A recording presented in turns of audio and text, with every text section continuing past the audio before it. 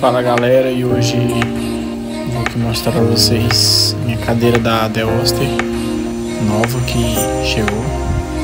Massa demais, tô aqui desembalando ela com muita emoção pra mostrar pra vocês. Cara, que cadeira top é essa? Show de bola.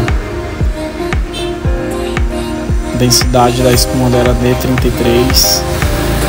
A altura dela é muito boa. A reclinação dela também.